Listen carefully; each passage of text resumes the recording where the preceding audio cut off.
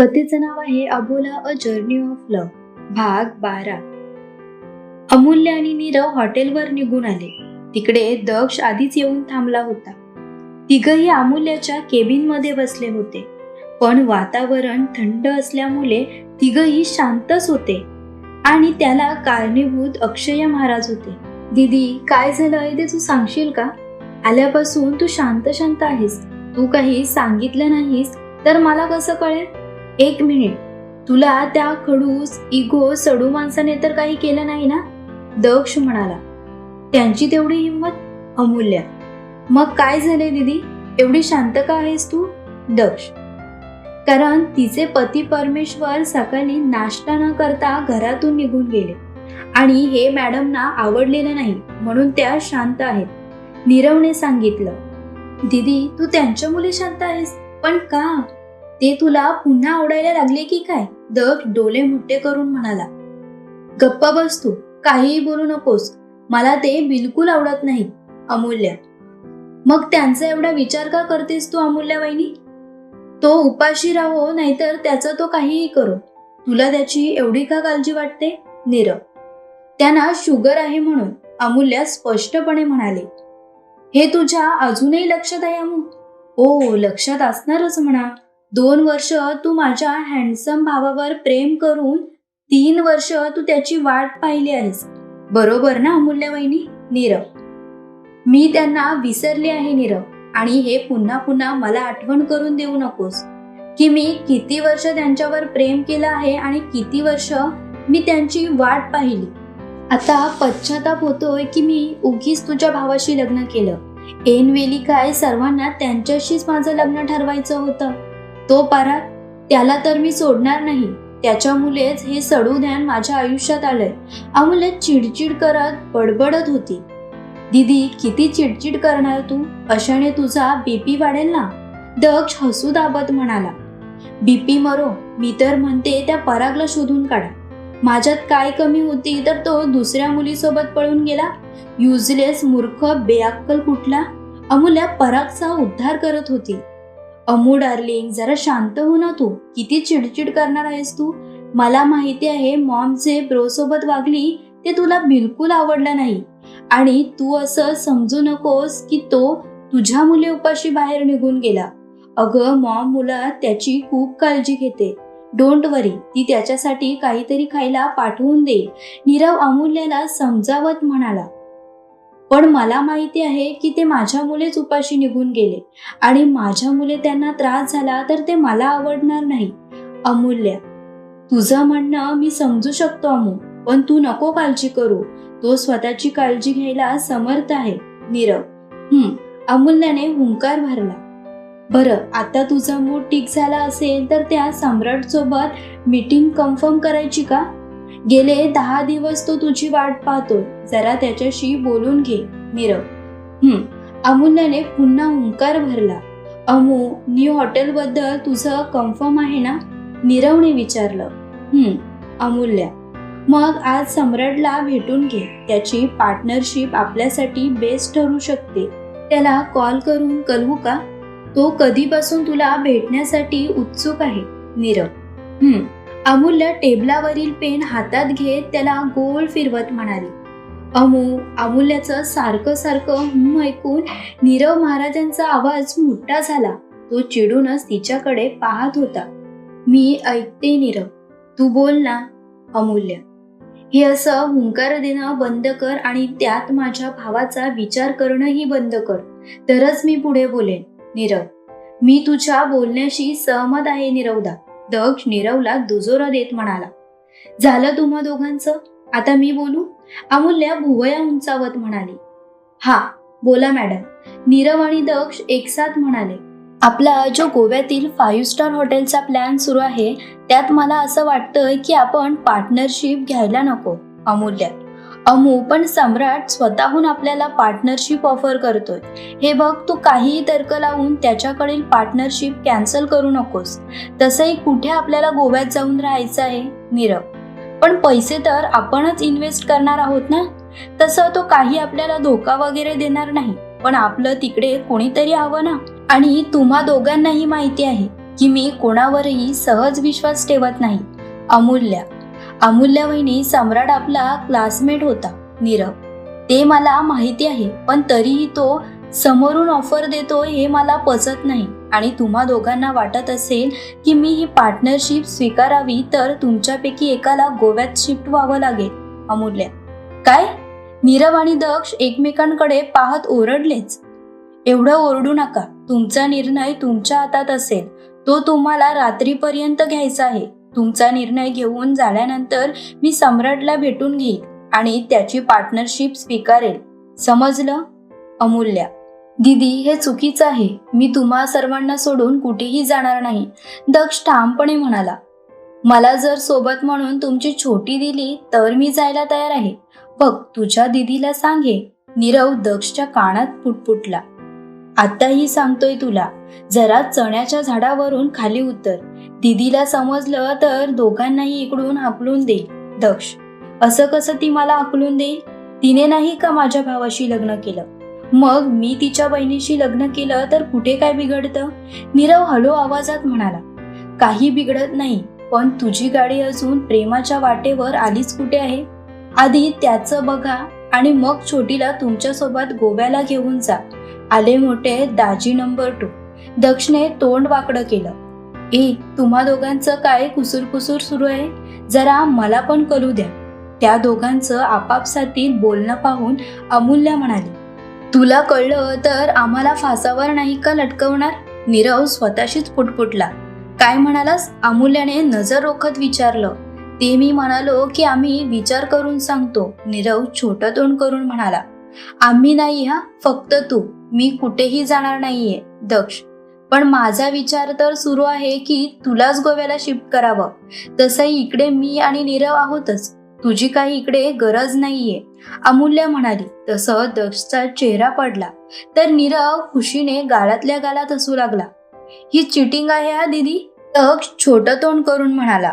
काही चिटिंग नाहीये. बरं नीरव, जरा आपल्यासाठी कॉफी मागव ना. आणि हो, तुझ्या लाडक्या भावाला कॉल कर आणि जरा त्याची विचारपूस करून घे. काही न खाता पिता राहणं त्यांच्यासाठी चांगलं नाहीये. तू जरा तेवढं बघ. मी जरा बाहेरून एक फेरफटका मारून येते. अमूल्य म्हणाली आणि केबिन मधून बाहेर निघून गेली. ही अमूल्य ब्रोवर प्रेम करत असूनही नाही म्हणते आणि वर त्याची काळजीही करते. किती खोटी आहे रे तुझी बहीण. अमूल्य गेली तसं नीरव म्हणाला. ती खोटी नाही, पण जे खरं बोलून गेली त्याचं काय? मी गोव्याला अजिबात जाणार नाही हा नीरवदा. तुला जायचं असेल तर जा आपल्या छोटीला घेऊन. मी मनवेन तिला. दक्ष चेहरा पाडून म्हणाला. पुढ, मी गोव्याला हनीमूनला जाणार नाही. मी तर छकुलीला घेऊन काश्मीरला जाईल आणि थंड हवेचा आस्वाद घेईल. हा. नीरव लगेचच त्याच्या काल्पनिक दुनियेत जाऊन पोहोचला होता.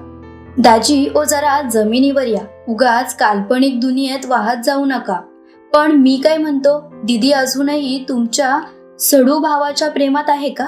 दक्षने विचारलं. विषय आहे का? फक्त एवढंच की ती दाखवत नाही. बरं ते सोड आणि आपल्या तिघांसाठी कॉफी ऑर्डर कर. तोवर मी ब्रोला कॉल करून येतो. नीरव म्हणाला आणि अक्षयला कॉल करायचं म्हणून बाहेर निघून गेला. तो गेल्यानंतर दक्षने तिघांसाठी कॉफीची ऑर्डर दिली आणि तिथेच बसून तो गोव्याला कसं जाता येणार नाही याचा विचार करू लागला. ठिकाण मुंबई. वेळ दुपारी 12:35. कॉलेजचे प्रोफेसर द अक्षय सरदेसाई त्यांच्या केबिनला बसले होते. आज पहिल्यांदा असं घडत होतं की त्यांच्या कामात लक्ष लागत नव्हतं. त्याचा चेहरा तर रागाने पार लालबुंद झाला होता. त्या डोक्यात हजारो विचारांनी थैमान घातलं होतं. ते काही वेगळंच, पण त्याचं हृदय मात्र खूप वेगाने धडधडत होतं. तेही तिच्यासाठी.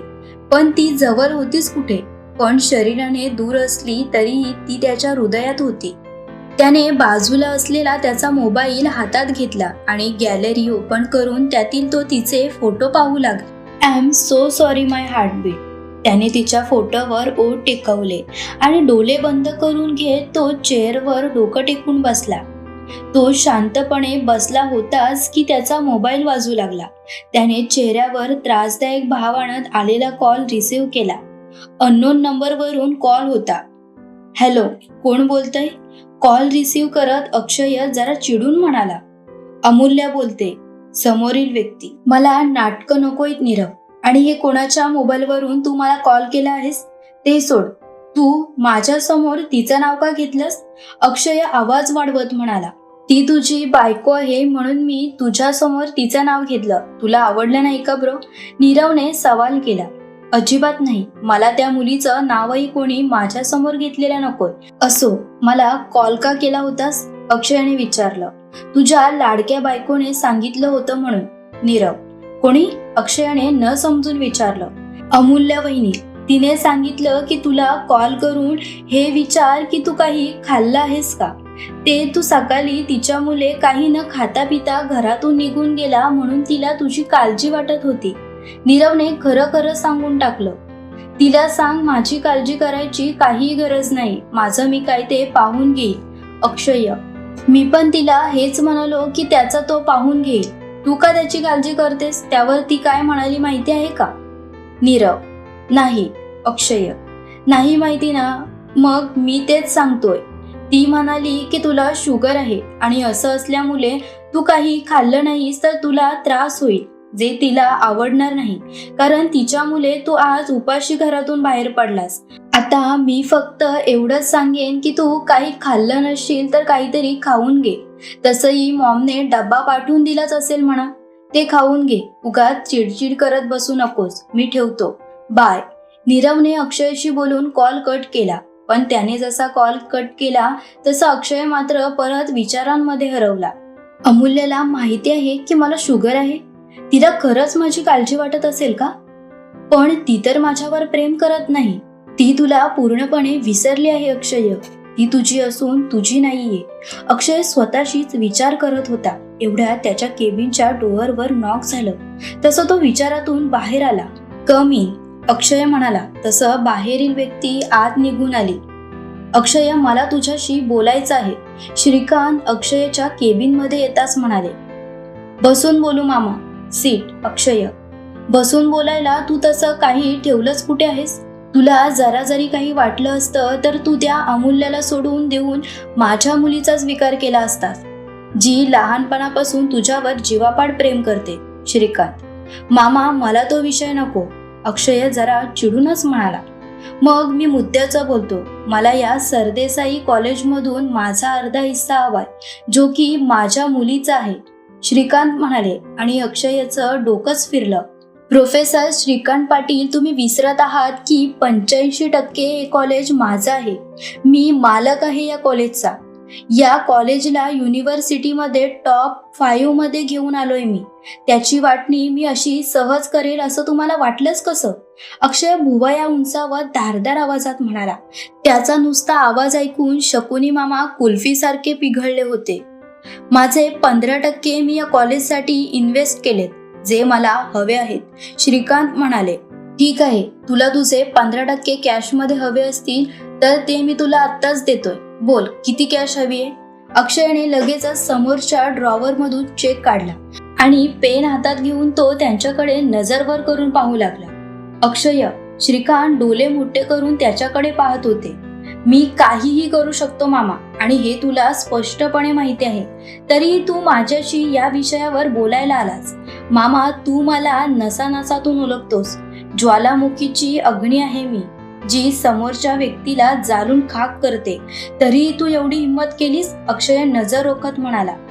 तू चुकीचं वागतो आहेस अक्षय. तुला हे महागात पडेल. श्रीकांत. पडू दे. आता मला पर्वा नाहीये, कारण जे मिळवायचं होतं ते मी मिळवलं आहे. आता तू गेलास तरीही मला चालेल. अक्षय. तुझा हा माज एक दिवस नक्कीच उतरेल सांगून ठेवतो अक्षय.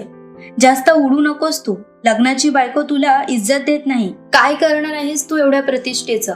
तसंही तुझ्याच कर्माने तू तिला तुझ्यापासून दूर केलं आहेस. आता त्याची शिक्षा तुला दिवसेंदिवस मिळेल.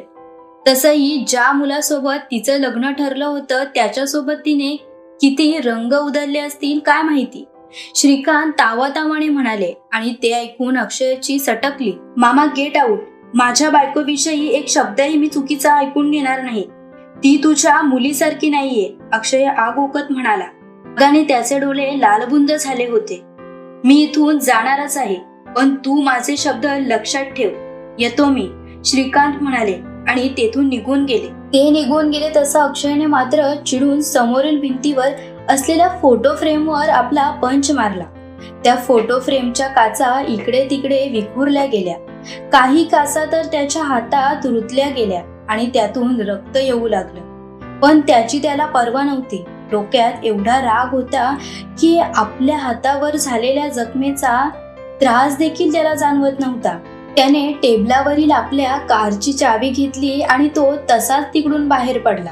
आजचा भाग आवडला असेल तर लाईक, कमेंट्स व सबस्क्राईब करायला विसरू नका. चला तर पुढील भागात लवकरच भेटू.